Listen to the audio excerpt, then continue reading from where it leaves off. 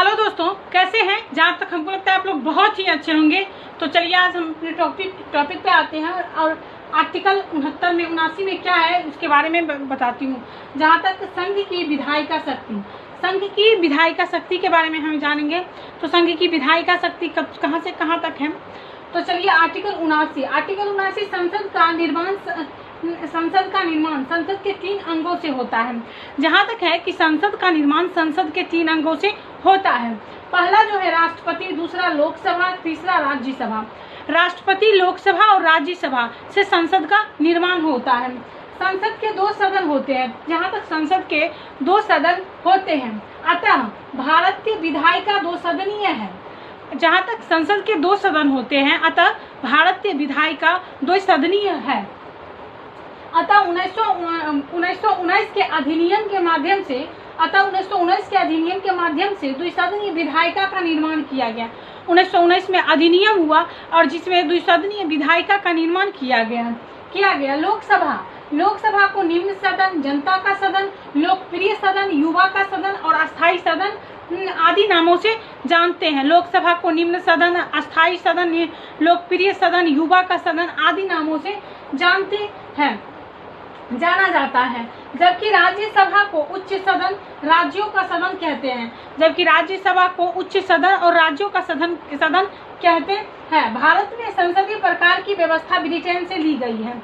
जहाँ तक है कि भारत में जो संसद प्रकार की व्यवस्था है वो ब्रिटेन से ली गई है। ब्रिटेन में जो है ब्रिटेन में दो सदन है। पहला निम्न सदन और दूसरा उच्च सदन। निम्न सदन को ब्रिटेन में हाउस ऑफ कॉमन कहते हैं। ब्रिटेन में जो निम्न सदन है उसको हाउस ऑफ कॉमन कहते हैं।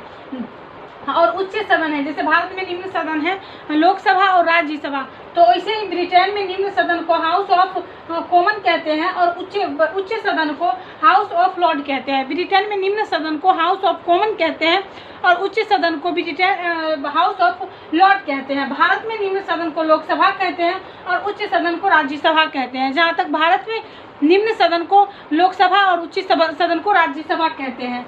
और अमेरिका में निम्न सदन को हाउस ऑफ रिप्रेजेंटेटिव्स प्रतिनिधि का सदन कहते हैं और उच्च सदन को सीनेट कहते हैं। अमेरिका में निम्न सदन को प्रतिनिधि सदन और उच्च सदन को सीनेट कहते हैं। देखिए यहाँ ब्रिटेन में जो है हाउस ऑफ लॉर्ड है, भारत में राज्यसभा है और अमेरिका में सीनेट है। ब्रिटेन में हाउस ऑफ लॉर्ड, भारत में राज्यसभा, अमेरिका में सीनेट है। और फिर ब्रिटेन में हाउस ऑफ कॉमन, लोकसभा और अमेरिका में प्रतिनिधि है। ब्रिटेन में हाउस ऑफ कॉमन, लोकसभा और अमेरिका में प्रतिनिधि सभा है। और भारत के जो सदन का नाम है संसद और ब्रिटेन के सदन का नाम भी संसद है और अमेरिका के सदन का नाम कांग्रेस है। आर्टिकल 81 के तहत लोकसभा की अधिकतम सीटों की संख्या। आर्टिकल 81 में लोकसभा आता है और आर्टिकल 81 में लोकसभा आता है और लोकसभा के बारे में हम बताए थे निम्न सदन, जनता का सदन, लोकप्रिय सदन, युवा का सदन आदि नामों से जाना जाता है। तो आर्टिकल 81 में लोकसभा आता है।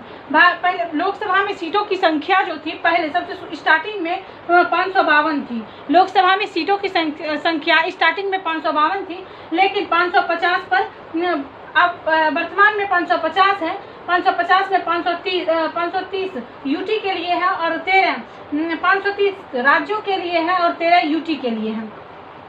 20 यूटी के लिए था, लेकिन अभी वर्तमान में जो है वो 543 है जिसपे चुनाव हुआ है और अभी वर्तमान में 543 सीट है अभी और 530 राज्य के लिए है और 13 यूटी के लिए। 530 राज्य के लिए और 13 यूटी के लिए। 104वें संविधान संशोधन के माध्यम से आंग्लीय भारतीय संसदों की मनोनयन को रोक लगा दिया। 104वें संविधान संशोधन हुआ, उसमें आंग्लीय भारतीय संसदों की मनोनयन पर रोक लगा दिया है। आंग्लीय भारतीय सदस्य को आर्टिकल 366(2) में परिभाषित किया गया है। आंग्लीय भारतीय सदस्यों को आर्टिकल 366(2) में परिभाषित किया गया। आंग्लीय भारत वो व्यक्ति जिनका माता भारत से हो और पिता यूरोप से हो।